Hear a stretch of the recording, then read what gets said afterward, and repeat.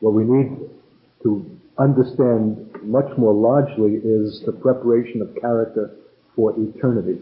Not only in this age, but in the ages to come.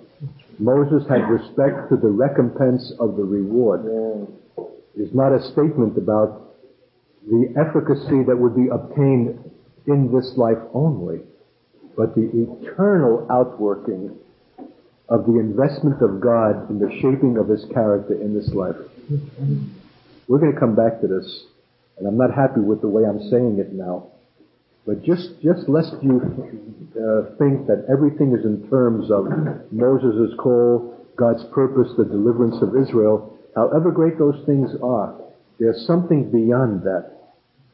That if we don't understand that we ourselves will not be willing to submit patiently to the preparation of character and life, if we see it only in terms of this life, we need to see it in terms of the eternal context. Our call is an eternal call, and our earthly service is only one aspect of that fulfillment.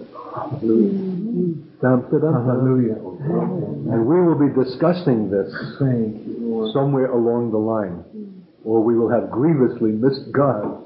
But just for now, just to insert the note of eternity into your present consideration. Thank you, Lord. Or else it will not make sense. Even the enormous value and purpose of God in bringing Israel out of bondage, and all that derives from Israel in promulgating the Messianic line and salvation for mankind, does not fully explain or exhaust how the painstaking dealings and shapings of God in the character of the man.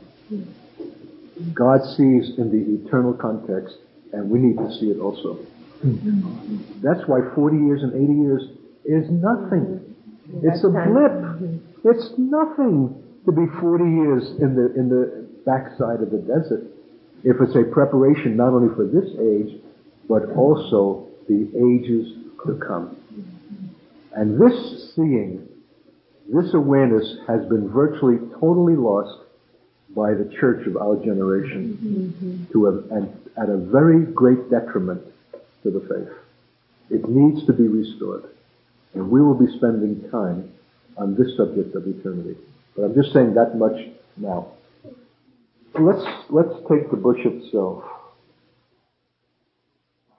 Wouldn't you think that if God is to be found in the midst of something, it would be more grand than merely an ordinary bush? Shouldn't He be in the midst of a burning oak, or some great towering massive tree that bespeaks the grandeur of God? But a bush? What is there about a bush that God dwells in? That is the key to revealing apostolic character. That when one will turn aside to see that, the God in that bush, that God calls. What's the bush? It's prickly, it's ordinary. How much has that got to do with the genius of what is apostolic? I'll tell you, one of the greatest statements that was ever said to me as a young believer that probably saved me from much was, Artie said, "Don't you know that what the gospel is about is to teach men how to live?" I thought it was for Bible studies. That the idea that the scripture is to teach men how to live. Here's what I'm trying to feel for. That we have not found God where He is most profoundly to be discovered. Because we have not thought to find Him in the ordinary thing. That there's a revelation of God made and given in that place where we can't be sent. That what an apostle is a man who sees the grandeur of God in the ordinary place and the ordinary circumstance. And that this is what our life is, and the life of our people and our congregations. And this is what we superficially gloss over, looking for the grandiloquent and the impressive, but it's the grit. It's the daily life. It's the failures. It's the frustrations. It's the vexations. It's wiping the noses of our kids. It's working our way through the trials of our life. That's where God is. Mm-hmm. And if we've not found Him there or thought to find Him there, we've not found Him. Mm-hmm. That's what I'm getting at. That's what I sense in my spirit. That He turned aside to see that. Because many will pass that by. And that's why we have a whole history of broken marriages. Divorce is endemic in the church as it is in the world. We pass it by. We throw it on the scrap heap. It's a failed thing. We don't turn aside to see. We have not burrowed into it. We've not examined. We've not gotten into the entrails and into the kishkas. We're not willing to invest ourselves into the gritty, sticky, pointed thing, which is the constituent element of all our life. We're looking for something large and magnificent and heroic and dramatic, and God is waiting to be found there. Mm-hmm. I wish that somebody had the ability to sum this up in a really terse way. Make a single statement of this. Critical. Here's a church that is languishing in its superficiality, looking for something outside of it to illumine its days and to redeem them, when its days, its ordinary days, the things that make up its life, is the very grit of God. It's the very ingredient of God. It's the place where He abides and dwells, that if we would look into it, if we would give ourselves to it, we would find such unspeakable realms of meaning and significance, and very God Himself in a depth that we've never discovered Him. Mm. And how can we be apostolic if we have not even examined the content of our own life?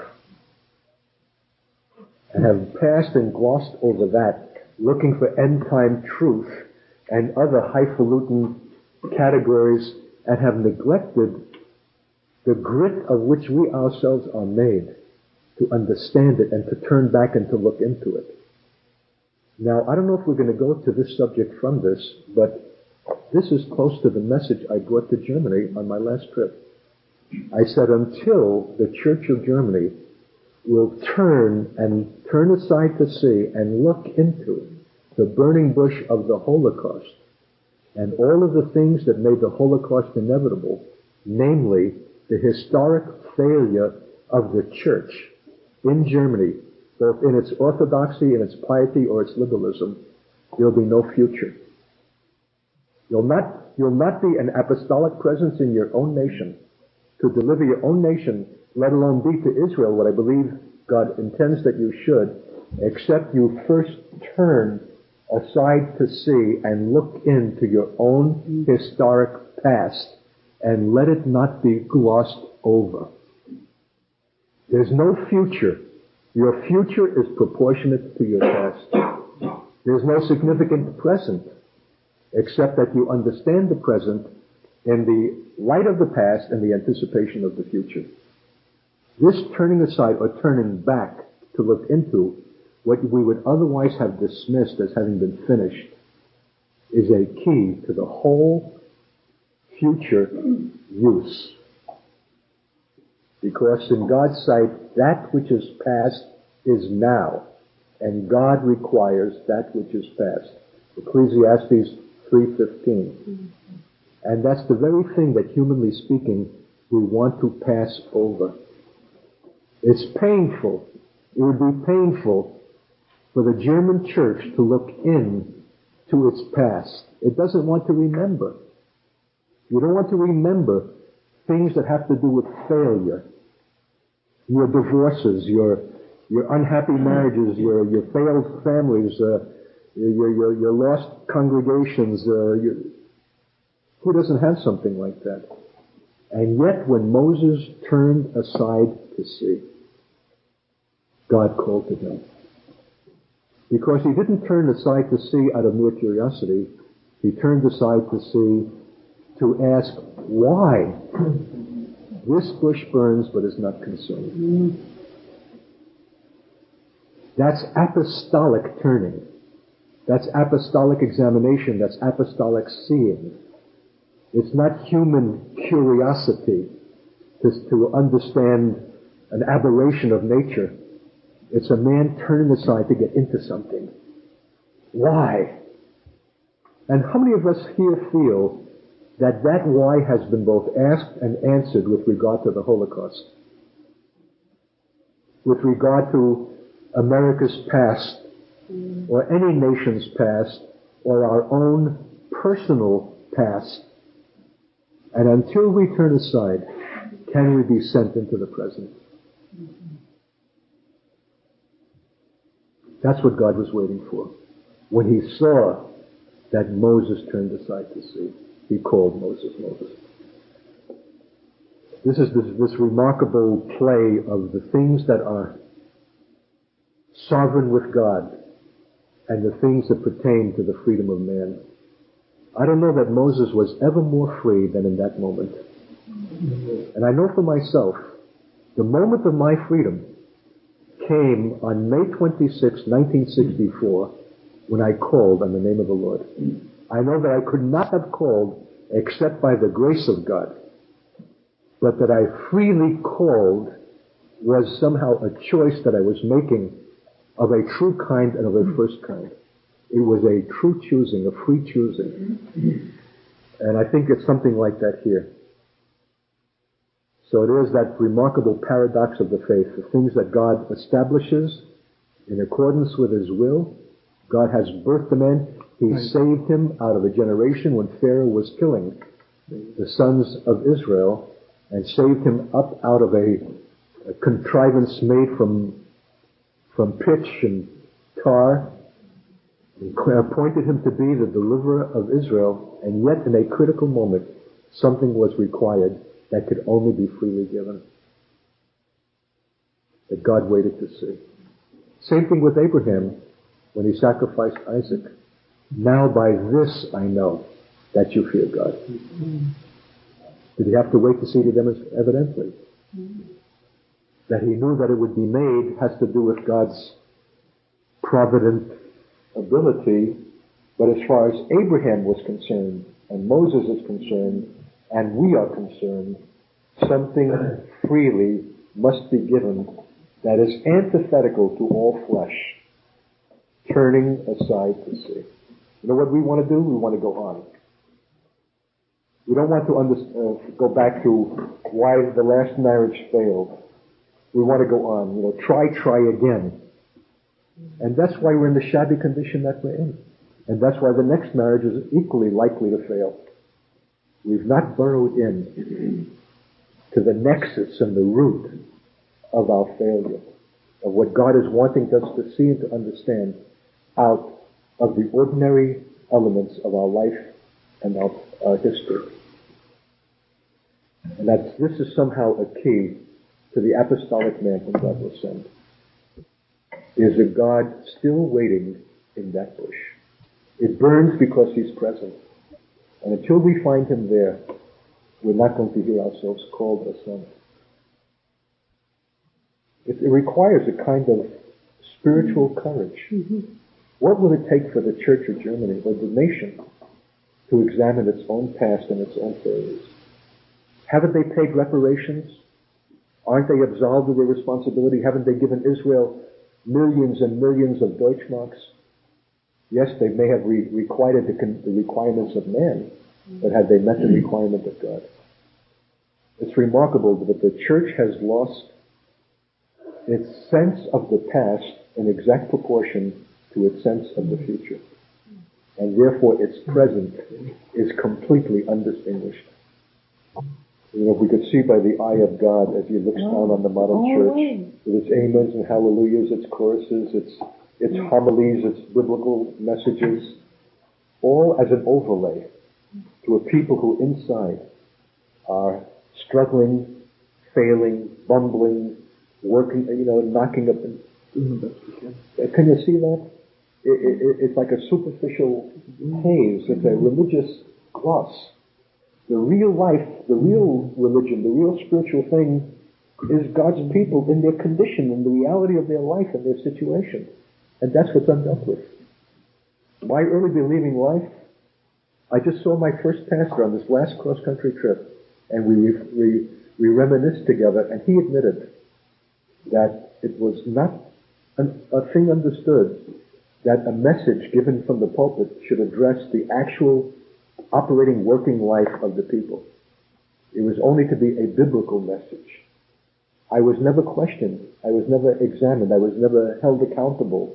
I was never dealt with over my relationship with my wife or my children or how I'm living my life in a daily way. That was my business. Religion had to do with sermonizing and conducting services. How you lived until Sunday was your business and it was private. Completely the opposite if what we're sensing about what this means apostolically. And haven't we, for that reason, condemned the church to not being apostolic?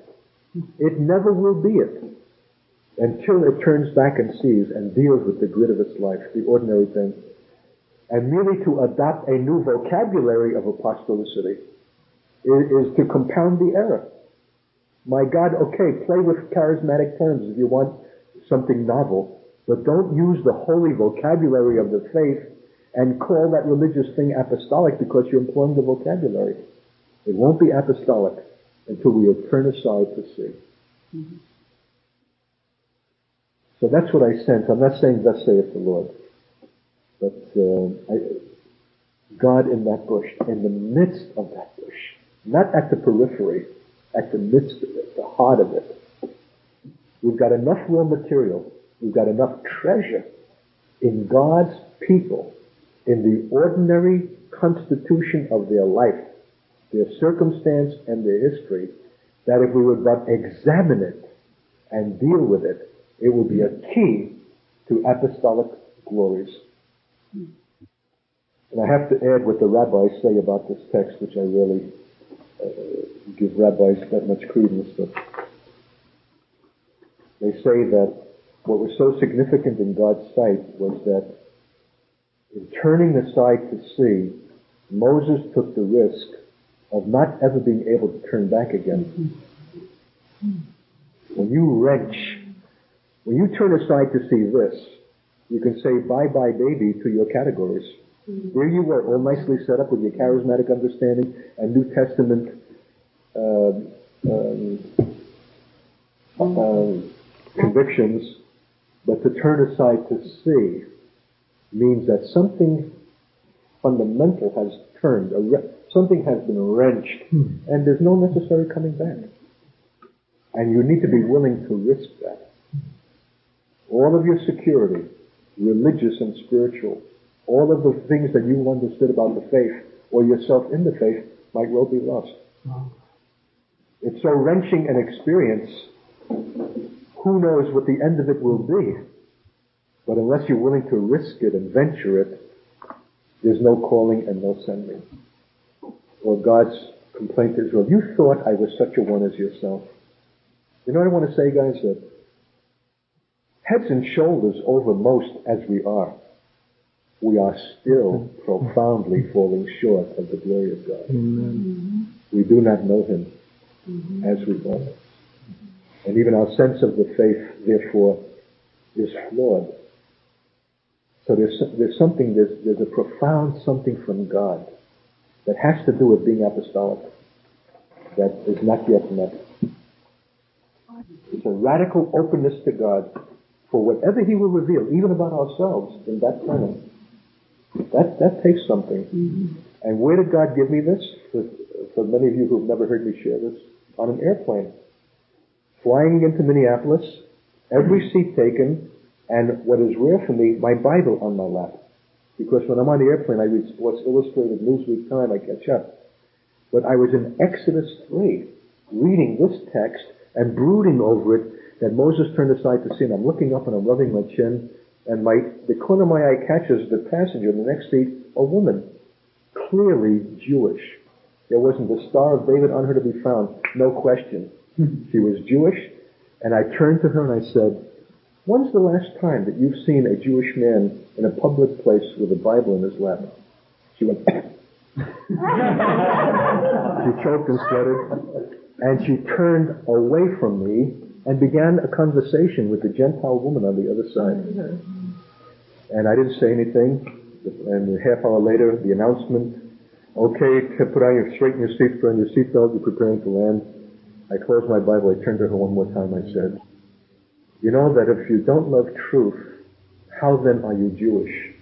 She went, like a knife right in the kishkas. I said, when do you think you'll again have another occasion to meet a man like me who is one of unnumbered thousands who has come to the knowledge of the God of our fathers through the Messiah Jesus? And having said that, she turned away and spoke again to the neighbor on her right side. She refused to turn aside to see.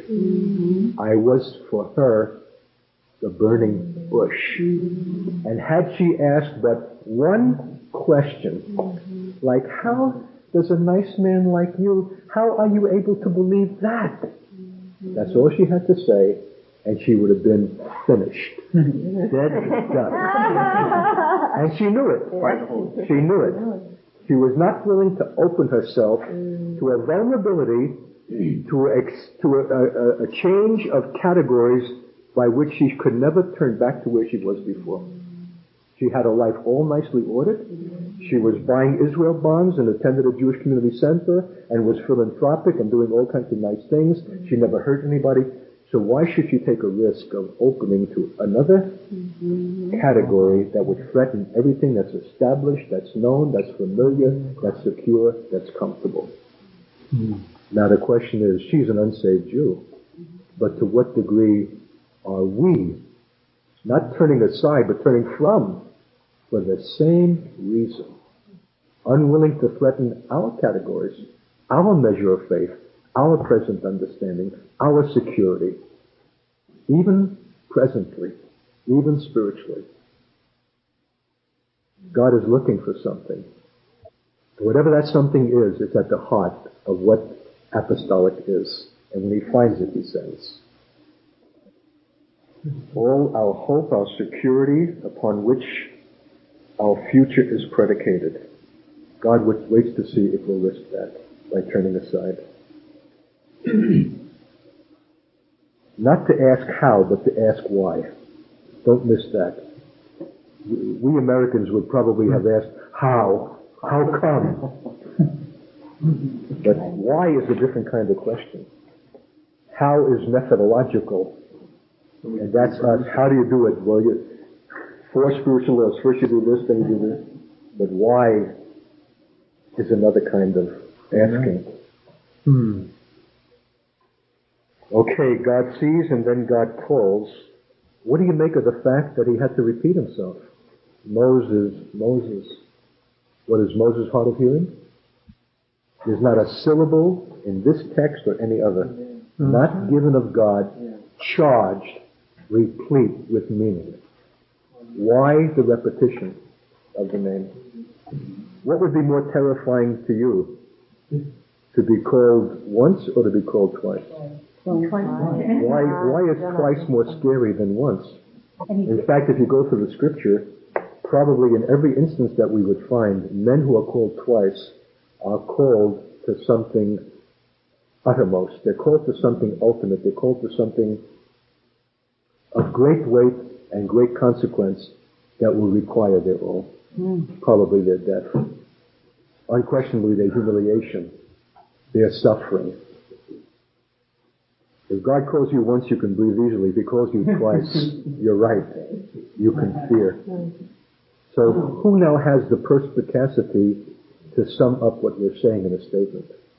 The ability to sum something up tersely in a few words and make the point is a theological skill that we need to consciously develop. Okay, we're feeling for something, You're getting a handle on it. Now to express it is to make it your own. And to be changed by it. Why does God call a man twice? What have we concluded? It's a statement of urgency, of ultimate call, of a forewarning. There's a somberness, this is going to cost you, but at the same time it's bathed in the compassion of God. And the scripture doesn't say how it was sounded. There's no musical notation. So, can God speak sternly and compassionately in the same voice? But it's one thing to be called to be saved, and another thing to be called to be sent. God only called my name once to be saved. But the real issue for us today, and the issue of our apostolic hearing, is to hear ourselves being called through the text itself. Who here today, in listening and participating in this discussion, is hearing the voice of God saying to you, Jack, Jack, Mary, Mary, Lillian, Lillian, Terry, Terry? Can a text be transfused, not to be an object only of contemplation, but to become for us the very same call? Are you willing that it should? It's a terrifying call to be sent to face Pharaoh. This is big league stuff. Ultimate confrontation. A stiff-necked and rebellious people who will vex the very soul out of you. You'll be stretched to breaking. You'll cry out, God, why did you ever call me? And blot me out from your book. And every kind of wretchedness that Moses had to experience. The golden calf episode, the murmurings in the wilderness, the betrayals from his own sister, must have been intuited when God said, Moses, Moses. You couldn't know the details of it, but you know, this is going to cost me everything. And what follows? Here am I. I wonder if I could say for everyone in this room this morning that we have made our here am I today. As absolute and as total as was God's call, so equally was Moses' answer. And isn't this also at the heart of what is apostolic? No strings attached, no holds barred, no conditions, no questions even. Here am I. Whatever this costs, whatever it will imply, whatever the consequence, whatever the suffering, here am I. Whatever the anguish of soul, here am I. We talk about commitment. I almost want to spit that word out. It's a cheapie. And we're continually remaking it. But have we ever made this once and for all? Here am I. And that's the holy ground. It's not the geographical location. It could even happen in LaPorte, Minnesota. Right in this room, and even today. The same holy ground to which Moses took off his shoes then is ours now. What makes it holy is the presence of God, the call of God, and the total response of the man. That's the holy ground.